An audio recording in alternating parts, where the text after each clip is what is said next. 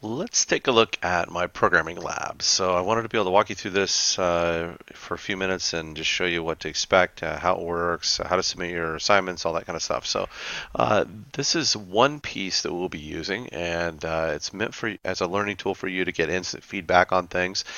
So it's fairly easy to use. When you log into my programming lab using your login, you'll see you may have to load the course, and then you'll see something that looks similar to this. My screen may look a little bit different. And then as you expand topics, like we'll go through this little code warm up real quick, and then chapter one, you'll see some assignments in here.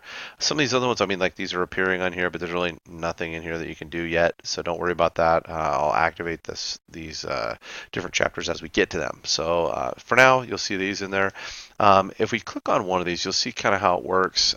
This is wow, ridiculously this is ridiculously long, actually. But anyway, in fact, want to skip right down to the next one for now. So anyway, so you see some of the different ways that you can have assignments in here. So this one is one that actually this one's very similar to the way that you'll do the coding ones, where you'll be given a scenario, a little problem statement for a piece of code that you may have to write.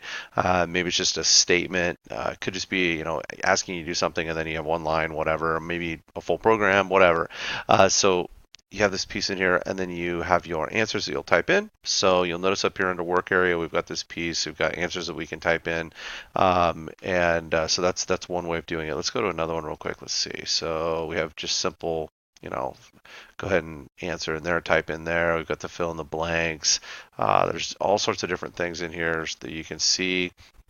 There are some little, multiple choice questions as well. So you see that just different ones. Okay, so if we were to give this a shot, just for example, so the ability of language to blah blah blah. So I read through here, and you're like, okay, this is definitely pizza, and then I'm gonna hit submit, and you'll see that it tells you that you're wrong, and you're like, wait, no, pizza's never wrong.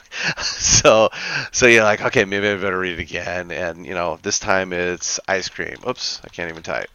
So ice cream, whatever, and I hit submit down here, and then it rolls through. Oh, look, I'm incorrect again. Okay, so it does keep track of how many times you submit in there. It's not that big a deal. I don't care on this. This is meant as a learning tool. You are graded in this on how just if you get them completed. So it doesn't matter if it takes you a long time. There is a piece in here. You notice this tab that says work area. Right next to it is one called solutions. So if you're doing something, you're like, man, I have no idea what's going on. So you notice this has a little red X next to it. So not good. So I'm like, man, I don't know what this is. So you go and you're messing around, you can't figure out what this is, especially if it's a code-based thing. Don't spend hours and hours and hours sitting here trying to figure out one particular thing. It's not worth it. So that's not what this is for. So the reason why I make this solution tab, some people use this as a quiz type thing, and have this is a testing environment, or they'll use it to check things and make sure you're doing whatever. It's just a matter of you learning how to use the software. That's all I really care about. This week is more about checking on little hardware and software questions like this. So not really that big a deal, a little terminology for you. But when you get stuck, just click on solutions. Give it your best shot, and then if you're just really stuck, because sometimes the questions, the way they're worded or the way they ask you to code something, you may not be quite understanding what they're doing because maybe they're a little confusing in the way they worded it. So you have to be careful of that. So you definitely click on solutions, and it will give you like, oh, well, it's one of these, right? So then on this one, I could go back to this, and we can, type in the answer, and then it would correct it for you. Okay, so not really that big a deal. So on this particular one, so the ability of language is called, what do we say on this one? Or make sure I can spell it right. And the spelling will matter on this, so be careful. Be careful on that. So now it's correct. It's checked it off. You're good to go on to the next one. Okay. So and there's lots of different ones that you'll see in here. I'm looking at most of these are just real simple stuff from the beginning. So anyway, so that's how that works. So that's one piece of it. That's how it's graded. When you're all done with this, you'll see due dates for these things. You can see a deadline on here. So you've got to just make sure you get these done in time. Typically what you'll do is review the material. I like you to start with my programming lab. I may have you do a section at a time. So maybe we go over a specific topic with variables, something to do with variables in the next chapter. And so I'll go through and have you play around with variables, setting variables, declaring variables, those kinds of things in a whole section, and then moving on.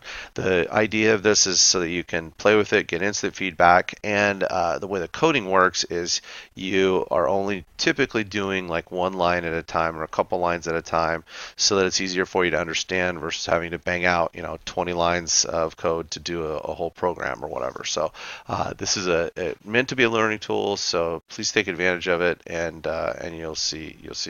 I don't know. It's not too bad as you get rolling along. Don't forget the solutions tab is always activated at the same time as the work area. So when the problems come up, you will be able to see the answers in here. If we go back to, let's see, what was this one a second ago? Like this one, for example. So in the solutions, this is kind of the way the coding ones work too. So they'll give you one that they think is the best solution, and this particular one just happens to be the one that they picked out. But you can see here, well, I guess 35,000 people since they did this question have said this is the way they do it, or this, and works its way down. And then it also gives you some, kind of the more common incorrect ones that you may see in there too. So you may see different ways of doing code that either you haven't thought about, or maybe you did it, all the way down here under the eighth way that people are doing it. And you can see some other ways of doing it. A lot of times the most efficient way is up here, but not necessarily. So play with it, and I think you guys will have fun messing around with my programming lab.